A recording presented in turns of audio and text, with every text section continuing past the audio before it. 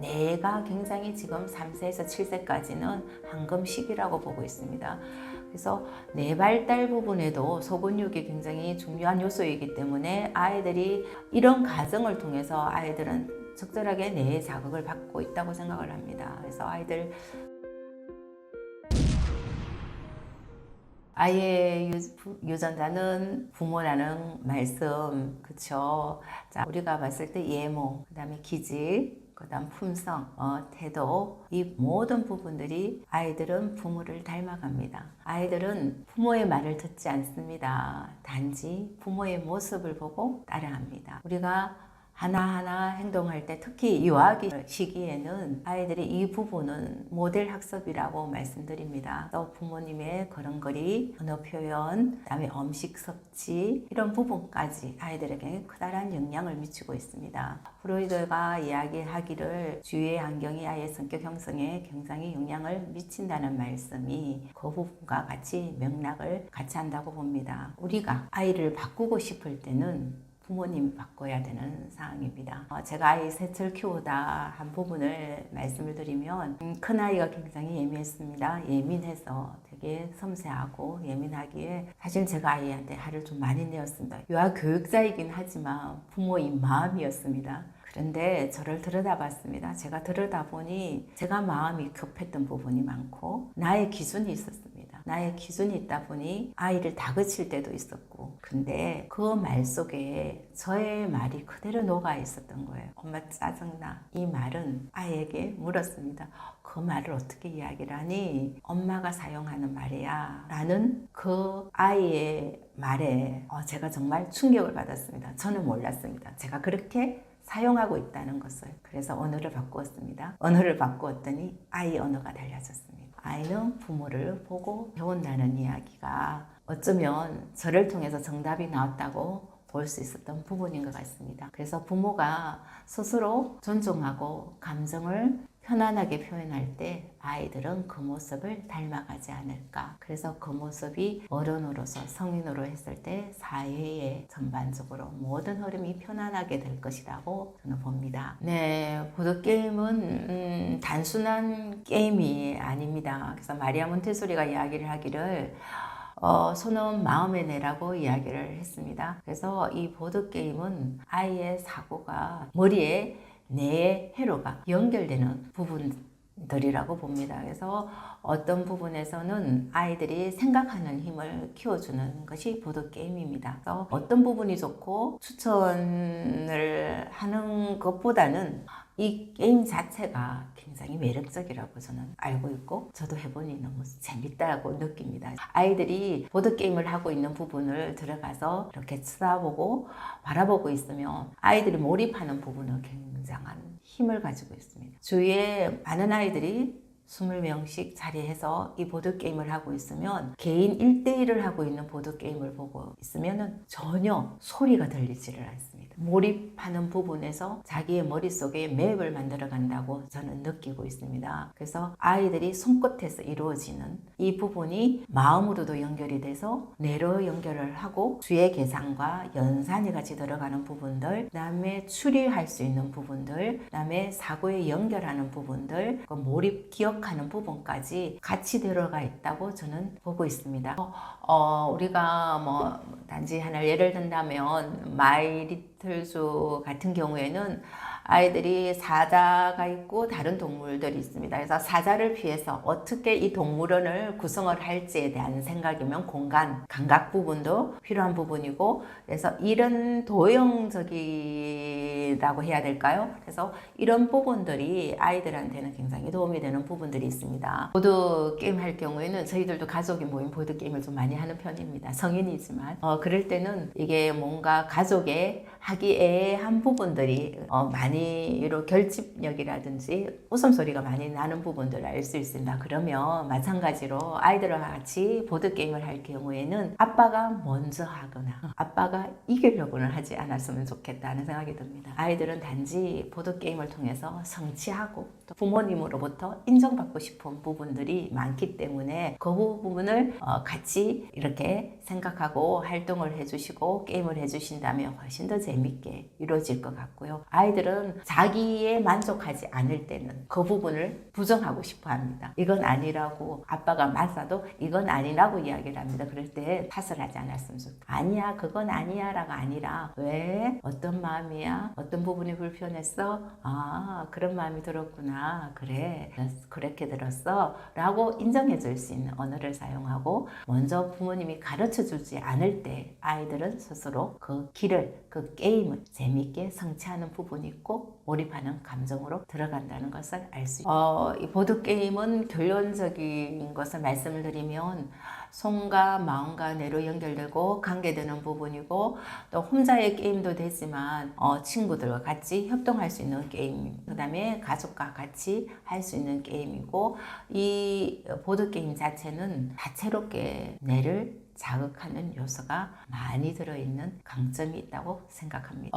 블록놀이를 이렇게 아이들이 하면, 사실은 블록놀이는 남녀 아이를 구분할 수는 없지만 좀 활동성이 많은 친구들은 블록놀이를 좀 많이 좋아하는 편입니다. 근데 블록놀이는 사실은 생각이 쌓이는 놀이, 생각이 쌓이는 놀이이기 때문에 아이들을 봤을 때는 뇌가 굉장히 지금 3세에서 7세까지는 황금 시기라고 보고 있습니다. 그래서 뇌 발달 부분에도 소근육이 굉장히 중요한 요소이기 때문에 아이들이 블럭을 세우고 꽂고 빼고 이런 과정을 통해서 아이들은 적절하게 뇌의 자극을 받고 있다고 생각을 합니다. 그래서 아이들 교실에 들어가서 이렇게 보면은 블록으로서 주차장을 만들었다고 막 이야기를 해요. 주차장을 만들었다고 이야기하는데 옆에 친구가 주차장에 들어가네 왜 길이 없느냐라고 이야기를 하면서 그때부터 뭔가가 놀이가 시작이 되는 것을 알 수 있습니다. 그러면 아이들끼리 이야기를 해요. 어떤 놀이를 할까 하면 한 명이 놀이가 시작이 되면 다른 친구와 같이 협업이 되는 부분들입니다. 그래서 협동을 하다 보면 주차장도 만들게 되고 아파트도 만들어지고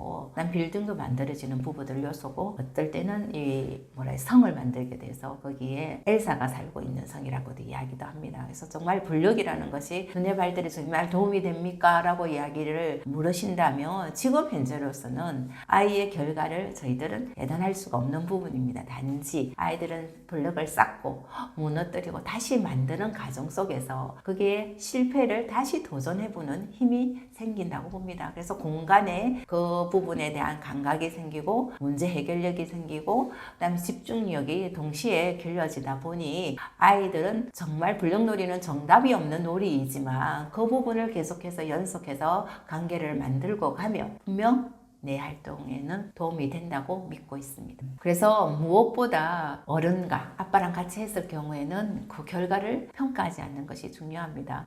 이게 뭐야? 그런 것이 아니라 야, 어떻게 이런 생각을 다 했어? 야, 이렇게 어떻게 하면 도와줄 수 있지? 그럴 때 지켜보면서 추임새까지 넣어주신다면 훨씬 더 좋은 재밌는 결과가 있지 않을까 하는 생각을 해봅니다. 아이가 블록놀이를 잘할 수 있는 방법은 환경을 만들어주는 부분이 1순위입니다. 좁은 공간에서 블록놀이를 갖고 놀 수는 있습니다만 아이들이 조금 더 넓은 공간에서 매트가 깔린 곳에서 블록놀이를 하면 아빠, 엄마는 지켜볼 수가 있겠죠. 그래서 엄마의 손이 먼저, 아빠의 손이 먼저가 아니라 아이의 손이 먼저 갈 수 있도록 도와주시는 것이 가장 좋고, 아이의 생각을 읽어가는 것이 중요하다고 생각합니다. 아이가 무엇을 만들고 있는지를 묻는 것보다는 아이가 만들어 갔을 때 그냥 이것이 뭐야? 라고 물었을 때는 아이들은 신나게 말할 수 있어요. 엄마, 나 이거 자동차 만들었어. 엄마, 이거 소방차. 아니, 난 이거 헬기 만들었어. 라고 이야기하고, 헬기 만들어서 어떻게? 그럼 나 이거 가지고 뛰어볼 수 있는 거야. 아이들 꿈은 여기에서 만들어진다고 봅니다. 아이들은 내가 할 거야, 내가 이거 해볼 거야 하는 것이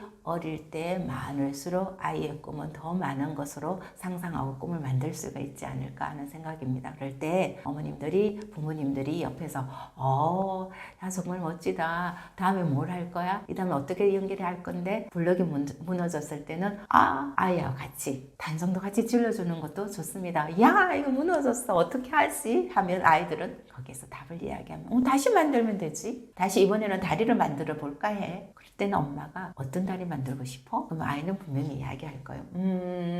유치원에서 배웠던 나는 오삭교를 만들고 싶어 라고 하면 어머니는 지켜봐 주시면 되는 거예요. 그래서 그 부분을 보고 옆에서 감탄해 주시고, 또 뭔가 필요한 건 없을까? 라고 했을 때 이거 괜찮아 엄마 했으면 그대로 아이와 같이 호흡을 맞춰주시는 것이 필요하다고 생각이 듭니다. 그럴 땐 간식 하나 더 챙겨다 주시면 더 좋겠죠. 아이가 잘 놀고 있는지 확인하는 방법은 놀이의 집중도입니다.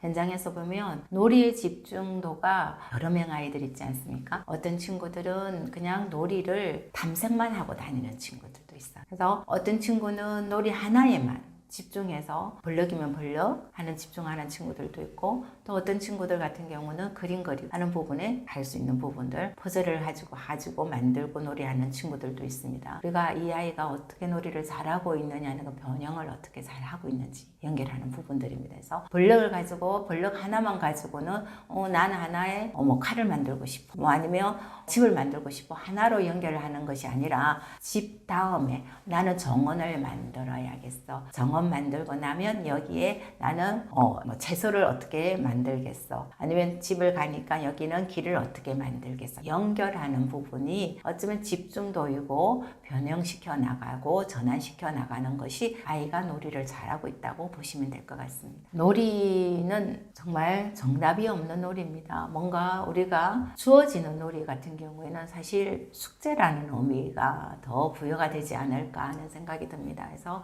아이들은 놀이를 통해서 의사소통을 하고 있는 부분입니다. 우리가 전체적인 부분들을 살펴봤을 때는 유치원에서는 1시간에서 2시간 동안 놀이를 강조를 굉장히 많이 합니다. 놀이를 강조를 하는 이유는 아이들이 자기 감정 표현이 아직까지 어른처럼 명확하지를 못합니다. 그래서 바깥 놀이를 하거나 교실에서도 놀이, 마찬가지로 자연을 보면서 아이들은 자연에 대한 아름다움을 감상할 수 있는 신미감이 발달할 수 있는 부분들이고, 그 다음에 언어에서는 의사소통을, 말을 통해서 의사소통을 함으로써 소통 능력이, 언어가 발달이 되는 부분들이고, 그 다음에 자연을 관찰하면서 탐구심이 발달하는 부분들입니다. 그러니까 친구 관계에서 친구를 이야기를 하고 친구와 만나고 그러면서 사회 관계성이 자라는 부분들이기 때문에 놀이는 정말 빠질 수 없는 부분들입니다. 아이들에겐 산소와 같은 부분이라고 볼 수가 있죠. 그래서 놀이하는 아이들을 바라보고 있으면 모든 세상을 지금부터 연습이라기보다는 아이들하고 같이 관계 맺는 법, 그 다음에 기다리는 법, 그 다음에 양보하는 이런 부분들이 놀이 속에 다 함축되어 있다고 보시면 될 것 같습니다. 네, 놀이는 여전히 직접 만지고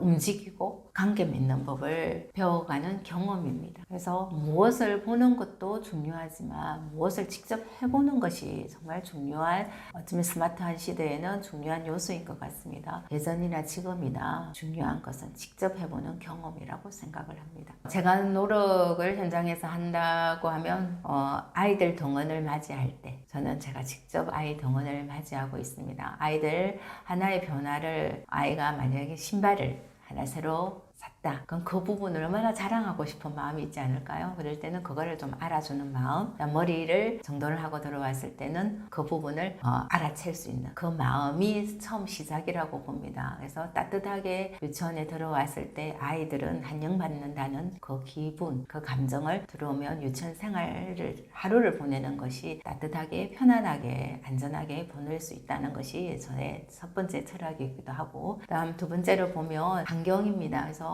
앞에도 말씀드렸던 부분처럼 환경이 중요한 부분들, 아이들이, 교사들이 아이들을 맞는 태도, 아이들에게 이야기 나누는 부분들, 그 다음에 물리적인 환경, 그다음 자연적인 환경이 굉장히 중요하다고 저는 생각하고 있기 때문에 아이들이 정원으로 나와서 풀을 뜯어서 요리 활동도 같이 연결해보고, 각 정원에 있는 나무 가지를 주어서 아이들이 총이 되어보기도 하고 칼이 되어보기도 하고, 그 다음에 요술 지팡이 되어보기도 하는 그런 환경 속에서 아이들이 자연스럽게 심미적인 부분들, 그 다음에 따뜻한 배려를 가지는 그런 부분들이 자리할 수 있도록 늘 신경을 쓰고 있습니다. 그렇게 관계를 맺고 아이들 같이 어울려서 뛰어놀다 보면 지금 이 시기에는 신체 운동 지각, 그 다음에 감정 지각, 그다음에 사회성, 이런 부분들이 발달하는 중요한 시기이기에 그 부분들이 아이들 마음속에 기쁨으로 자리하고 많은 추억들이 기억이 되어서 어른이 되고 성인이 되었을 때 그 한켠으로 꺼내볼 수 있는 그런 환경이 되고 싶은 것이 저의 교육의 하나의 가장 큰 밑바탕입니다. 잘 놀 줄 아는 아이는 자기 삶을 만들어 간다고 봅니다. 놀이에서 보면은 아이들은 무엇을 해야 될지 스스로 선택합니다. 그래서 주도적인 성향들이 많이 나타납니다. 놀이 속에서 선택하고 그 선택에서 실패하고 다시 경험해보는 그 경험 안에서 자기 조절력이 발달할 수 있고 자기의 어떤 실패에서 아이들은 회복 탄력성이 쌓인다고 생각이 듭니다. 그래서 우리가 세상에 나가면 유치원에서도 마찬가지입니다. 아이들과의 관계에서도 사실은 편한 부분은 있지는 않습니다. 아이들 좌절도 경험하게 되고 그 다음에 협동을 통해서 아이들이 만들어가는 과정들이 있기 때문에 타인의 마음을 살피고 그 관계 속에 자신을 표현하는데 어색하지 않은 아이들입니다. 그래서 자기 삶을 만들어가는 것에 주도적인 아이가 되지 않을까 하는 생각을 해봅니다. 정말 저도 아이를 셋을 키우고 성장을 시키고 있지만 지금 부모로서 저도 굉장히 어렵습니다. 아이를 키운다는 건 사실 자신과의 불안을 극복한다고 봅니다. 그래서 아이에 대한 부분들을 믿어주는 것만큼 아이가 내일을 살아가는 큰 힘이 될 것이라고 저는 보고 있습니다. 지금 어머님들이 하시는, 부모님이 하시는 그 교육이, 그 환경이, 그 훈육이 아이에게는 정말 큰 밑거름이자 큰 예쁜 또 하나의 씨앗이 아닐까 하는 생각을 해봅니다. 지금은 우리가 알 수가 없습니다. 아이들의 미래를 단지 예측해 볼 수 있는 부분이고 우리가 아이들의 믿음을 가지고 지켜봐 주는 부분입니다. 부모님이 따뜻한 표정, 따뜻한 말, 그다음에 올바른 방향성만 가지고 계신다면 우리는 아이를 믿고 기다리고 있으며 아이들은 아이의 삶대로 분명히 피어날 것이라고 믿고 있습니다.